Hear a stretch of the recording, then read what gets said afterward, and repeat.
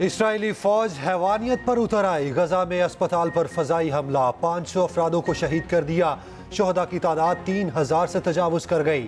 عرب media کے مطابق اسرائیل نے تاریخ میں کبھی اتنا خوفناک حملہ نہیں کیا، پورا اسپتال ملبے کا ڈھیر بن گیا۔ اسپتال میں مریضوں کے ساتھ بے گھر افراد کی بڑی تعداد موجود۔ کینیڈین وزیر اعظم نے حملے کو ناقابل قبول قرار دے دیا۔ جسٹس ٹروڈو نے کہا اسپتال پر حملے کی خبر انتہائی خوفناک ہے، اسپتال پر حملہ ناجائز ہے۔ مصر کی بھی شدید مذمت، جنگی جرائم پر اقوام متحدہ کی اسرائیل کو تنبیہ، کہا جبری نقل مکانی انسانیت کے خلاف قابل سزا جرم ہے۔ خان یونس اور عربی چیف کا فلسطینیوں کے مواقف کی حمایت جاری رکھنے کا اعلان، جنرل آصف منیر کی زیر صدارت کور کمانڈرز کانفرنس، غزہ پر بمباری سے جانی نقصان پر تشویش کا اظہار۔ آرمی چیف نے کہا کہ فلسطینی عوام کو پاکستانیوں کی مکمل سفارتی، اخلاقی اور سیاسی حمایت حاصل ہے۔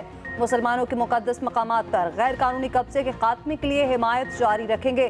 کانفرنس میں غیر قانونی معاشی سرگرمیوں کے خلاف جاری کارروائیوں کا بھی جائزہ۔ آرمی چیف نے کہا ذخیرہ اندوزوں، اسمگلرز اور کارٹلز کے خلاف کارروائیاں مزید تیز ہوں گی، ملک کو معاشی سرگرمیوں کے منفی اثرات سے نجات دلائی جائے گی۔ شرکاء کی غیر قانونی تارکین کو ملک بدر کرنے کے فیصلے کی حمایت۔ آرمی چیف کی غیر قانونی تارکین کی باعزت اور محفوظ وطن واپسی یقینی بنانے کی ہدایت۔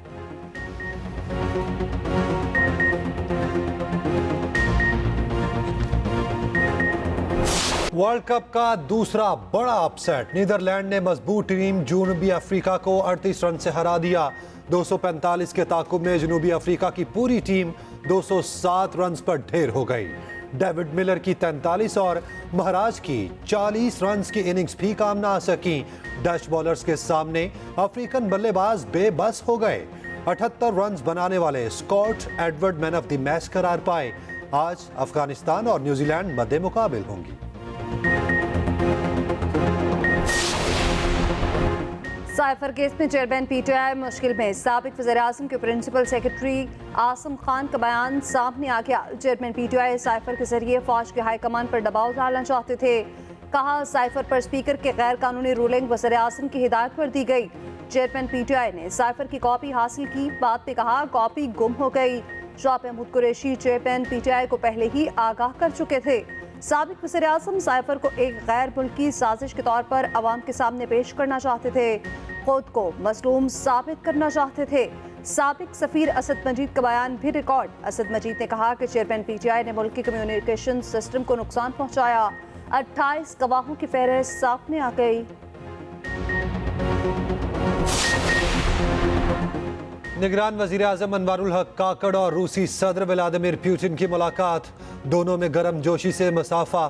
روسی صدر نے کہا خطے کی معاشی ترقی کے لیے سلامتی یقینی بنانا ضروری ہے، پاکستان کے ساتھ مختلف شعبوں میں تعاون کو وسعت دینا چاہتے ہیں۔ انوار الحق کاکڑ نے کہا انسداد دہشت گردی کے لیے پاکستان اور روس یکساں موقف رکھتے ہیں، توانائی کے شعبے میں روسی سرمایہ کاروں کا خیر مقدم کریں گے۔ نگران وزیر اعظم کی چینی صدر کے عالمی رہنماؤں کے اعزاز میں دیے گئے عشائیے میں شرکت، گریٹ ہال آف پیپلز پہنچنے پر چینی صدر نے استقبال کیا۔ وزیر اعظم کے عشائیے میں عالمی رہنماؤں سے غیر رسمی ملاقاتیں۔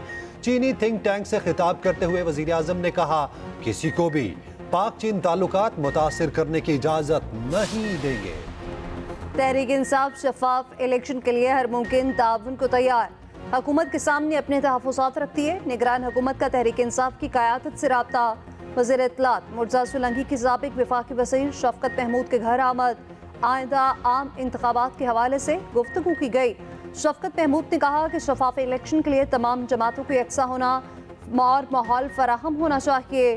تحریک انصاف کو برابری کی سطح پر مواقع نہیں مل رہے، انتخابی مہم چلانے کی بھی اجازت نہیں۔ دیگر جماعتوں کو جلسے کی کھلی آزادی ہے، قومی سطح پر مفاہمت کے فروغ کا انحصار جمہوریت کے تسلسل پر ہے۔ قومی مفاہمت تحریک انصاف کی شمولیت کے بغیر ممکن نہیں۔ صدر مملکت عارف علوی سے بھی تحریک انصاف کے رہنماؤں کی ملاقات، صدر کو چیئرمین پی ٹی آئی کا پیغام پہنچایا، صدر پر مذاکرات کی راہ ہموار کرنے کے لیے زور دیا۔ فضل الرحمان نے سیاسی گنجائش کا فارمولہ پیش کر دیا، جمہوریت کی مضبوطی کے لیے تمام جماعتوں کو تجویز دے دی۔ سربراہ جے یو آئی نے کہا تمام جماعتیں ایک دوسرے کے لیے گنجائش پیدا کریں، وقت آ گیا ہے۔ سیاستدان اور سیاسی جماعتیں بالغ نظری کا مظاہرہ کریں. اختلاف رائے کے باوجود سیاسی گنجائش پیدا کرنی چاہیے. سیاسی منشور دینا سب کا حق ہے مگر اولین ترجیح پارلیمنٹ کی بالادستی ہے. گنجائش پیدا نہ کی تو نقصان سب کا ہوگا. سیاسی انتشار سے جمہوریت مضبوط ہوگی نہ ملکی مسائل حل ہوں گے. گنجائش کا فائدہ کسی ایک کو نہیں تمام جماعتوں کو ہوگا. مسائل کا حل کسی ایک جماعت یا شخص کے پاس نہیں. ادھر اسحاق ڈار کی مولانا فضل الرحمان سے ملاقات. ملک کی سیاسی صورتحال پر گفتگو. پاکستان فٹ بال ٹیم نے تاریخ رقم کر دی. پہلی بار ورلڈ کپ کے دوسرے راؤنڈ کے لیے کوالیفائی کر لیا. پاکستان نے کمبوڈیا کو پہلے راؤنڈ کے دوسرے لیگ میں 1-0 سے شکست دے دی. اسلام آباد میں کھیلے گئے میچ میں واحد گول ہارون حامد نے کیا. اگلے مرحلے پہ پاکستان کا میچ سعودی عرب سے ہوگا. نگران وزیر اطلاعات مرتضیٰ سولنگی کا کہنا ہے آج کھیل اور فٹ بال کی فتح ہوئی. بدقسمتی سے پاکستان میں فٹ بال کو وہ حیثیت حاصل نہیں جو ہونی چاہیے. سیاست سپورٹس میں بھی داخل ہو گئی.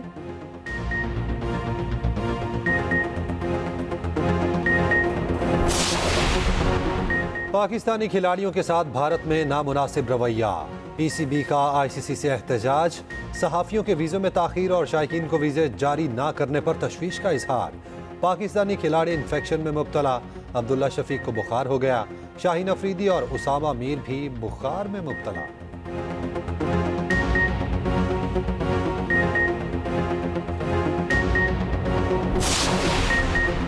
نواز شریف کے استقبال کی تیاریاں تیز تر. مسلم لیگ نون کی مرکزی قیادت متحرک. شہباز شریف کی پارٹی رہنماؤں سے ملاقات. کہا نواز شریف کی قیادت میں عوام کی امیدوں پر پورا اتریں گے. ملک کو معاشی تباہی کے گڑھے سے نکالیں گے. پھر ثابت کریں گے سب ٹھیک ہو سکتا ہے. مریم نواز کی بھی تاجروں سے ملاقات. نواز شریف کے ویژن سے کاروباری برادری کو آگاہ کیا.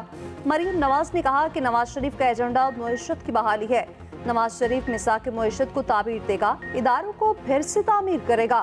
کاروباری میں آسانی پیدا کرے گا. عرفان صدیقی کہتے ہیں نواز شریف کی واپسی پر منفی خیال آرائیاں کرنے والے تھوڑا انتظار کریں. نواز شریف واپس پہنچ کر قانونی تقاضے پورے کریں گے. سپریم کورٹ نے حکومت کو اختیارات کے ناجائز استعمال سے روک دیا. بنیادی حقوق کے تحفظ پر بڑا فیصلہ سنا دیا. فیصلے میں کہا گیا حکومت شہریوں کے خلاف بے بنیاد اور جھوٹی کارروائیوں سے پرہیز کرے.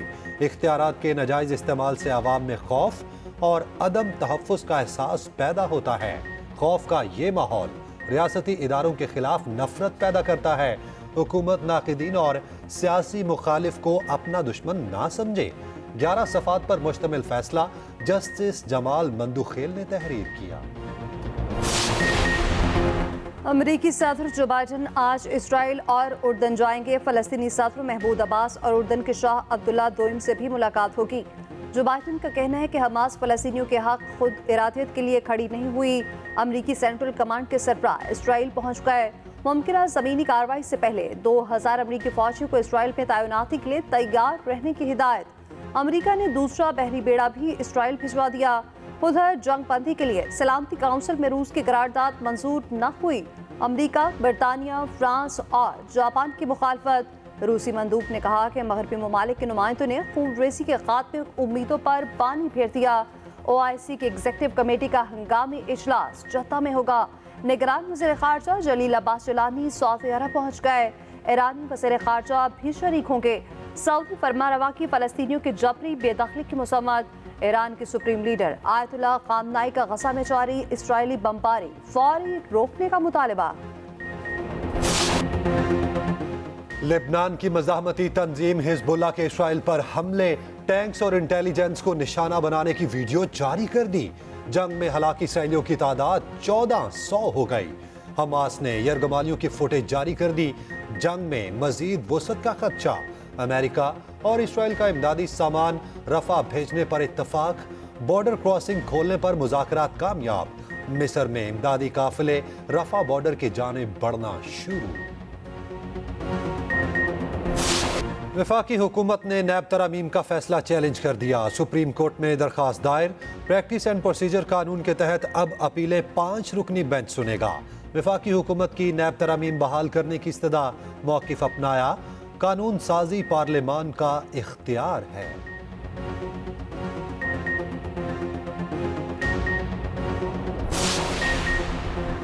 शफाफ और पुरअमन इंतखाबात के लिए तमाम वसाइल बरोए कार लाए जाएं। चीफ इलेक्शन कमिश्नर का हुक्म। आम इंतखाबात से मुताल्लिक इजलास। चीफ इलेक्शन कमिश्नर ने कहा कि इंतखाबी अमल में कोताही बर्दाश्त नहीं की जाएगी। गफलत बरतने वाले एहलकारों के खिलाफ सख्त कार्रवाई होगी। सियासी लिहाज से सरकारी मुलाजिमीन की तरफदारी बर्दाश्त नहीं की जाएगी।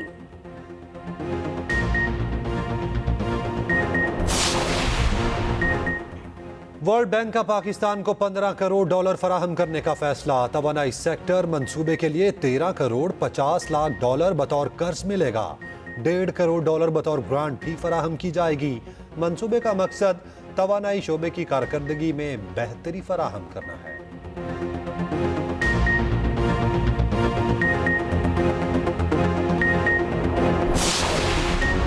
जमात इस्लामी की ज़ेर-ए-एहतमाम फ़लस्तीन पर कौमी कॉन्फ्रेंस।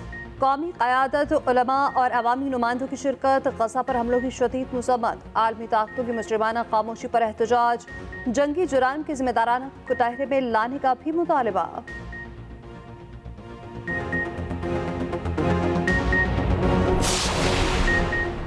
MKM फ़लस्तीनियों से इजहार यकजहती करेगी। 20 अक्टूबर को शाराए फैसल कराची पर रैली निकाली जाएगी। मुस्तफ़ा कमाल कहते हैं तमाम सियासी जमातों को शिरकत की दावत दी जाएगी।